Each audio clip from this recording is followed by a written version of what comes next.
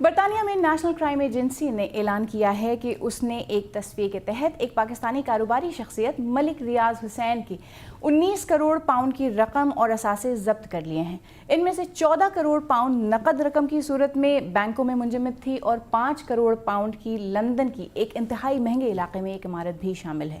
بتایا جاتا ہے کہ نیشنل کرائم ایجنسی ملک ریاض کے خلاف کرمنل فنانس ایکٹ کے سیکشن 362 کے تحت کارروائی کر رہی تھی، جس میں ان ایکسپلینیبل ویلتھ آرڈر کے نام سے معروف شخص بھی شامل ہے۔ یہ شخص سن 2017 میں اس قانون میں شامل کی گئی تھی۔ مزید تفصیل کے ساتھ لندن کے ہائٹ پارک کے سامنے سے فراز ہاشمی۔ لندن کے مشہور ہائٹ پارک کے سامنے یہ ہے ون ہائٹ پارک پلیس، جس کی مالیت 5 کروڑ پاؤنڈ یا 10 ارب روپے پاکستانی بتائی جاتی ہے، اور اسے برطانیہ کی نیشنل کرائم ایجنسی نے ضبط کر لیا ہے۔ مرکزی لندن کے علاقے میں اس عالی شان گھر کے علاوہ نیشنل کرائم ایجنسی نے ملک ریاض کے ساتھ ایک تصفیے کے تحت مجموعی طور پر 19 کروڑ پاؤنڈ یا یوں کہیے کہ 38 ارب روپے پاکستانی ضبط کر لیے ہیں، جنہیں بہت جلد ریاست پاکستان کو منتقل کر دیا جائے گا۔ اس گھر کی ملکیت کے حوالے سے پاکستان میں کچھ عرصے قبل تک بہت سی متضاد خبریں گردش کرتی رہیں، اور اس عمارت کو پاکستان کی مختلف سیاسی شخصیات سے جوڑا جاتا رہا۔ ملک ریاض کے خلاف یہ تحقیقات برطانیہ کی نیشنل کرائم ایجنسی کے انٹرنیشنل کرائم یونٹ نے کی ہے۔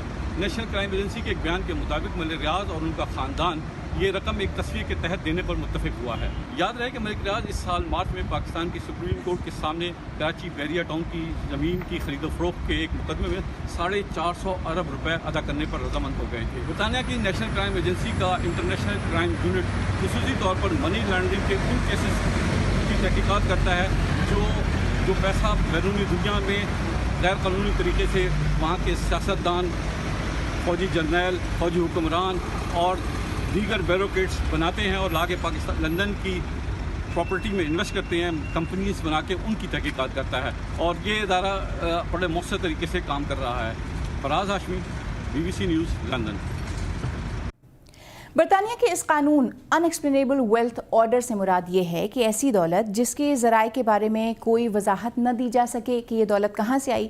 اس قانون کے بدولت برطانیہ کی نیشنل کرائم ایجنسی کسی بھی ایسی جائیداد یا بینک اکاؤنٹ جس کے بارے میں اسے شبہ ہو کہ یہ کسی ایسے شخص سے متعلق ہے جو اس کے خریدنے کے لیے اپنے ذرائع بتا نہیں پا رہا ہے، یا وہ سیاسی طور پر مشہور و معروف ہے، یا وہ برطانیہ یا کسی بھی ملک میں کسی جرم میں ملوث ہے، عدالتی اجازت سے اس کے خلاف تفتیش کی جا سکتی ہے۔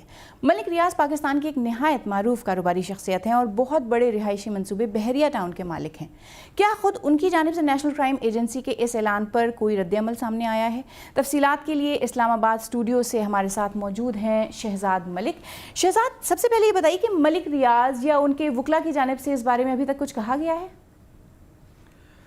جی سمرا، ملک ریاض کی طرف سے ہی اس خبر پر ایک ٹویٹ سامنے آیا ہے جس میں انہوں نے کہا ہے کہ چند عادت سے مجبور لوگوں نے جو نیشنل کرائم ایجنسی کی رپورٹ ہے اس پر 180 ڈگری کا ٹرن لیتے ہوئے ان کی ذات پر کیچڑ اچھالنے کی کوشش کی ہے۔ انہوں نے کہا کہ انہوں نے جو کراچی بحریہ ٹاؤن کا معاملہ ختم کرنے کے لیے سپریم کورٹ کو جو 19 کروڑ پاؤنڈ ادا کرنے تھے اس کی ادائیگی کے لیے انہوں نے برطانیہ میں جو ظاہر شدہ اور قانونی جائیداد ہے اس کو فروخت کیا ہے۔ اس کے علاوہ انہوں نے اپنی ٹویٹ میں یہ بھی کہا ہے کہ NCA نے اپنی جو پریس ریلیز ہے اس میں اس بات کو تسلیم کیا ہے کہ یہ دیوانی نوعیت کا معاملہ ہے، اور اس میں یہ کہیں بھی نہیں کہا گیا یا اس سے ظاہر نہیں ہوتا یہ کوئی جرم جو ہے وہ ثابت ہو گیا ہے۔ اپنی ٹویٹ میں ملک ریاض نے مزید کہا ہے کہ وہ پاکستانی ہیں اور مرتے دم تک وہ پاکستانی رہنا ہی پسند کریں گے۔ جی اچھا، جس طرح پاکستان میں اس وقت کرپشن ایک بڑا انتخابی موضوع رہا، خود وزیر اعظم عمران خان اس بارے میں کافی سرگرم رہے ہیں، تو اس وقت تو پاکستان میں میڈیا سمیت سبھی جگہ یہ ایک بہت بڑا موضوع بحث ہوگا۔ بالکل ایسا نہیں ہے جی، پاکستانی میڈیا پر تو اس کا ذکر کہیں بھی نہیں آ رہا، البتہ مقامی اخبار ہے ڈان، اس کی ویب سائٹ پہ اس کا ذکر ضرور ہے، باقی میڈیا چینلز پر تو اس کا کہیں بھی ذکر نہیں ہے۔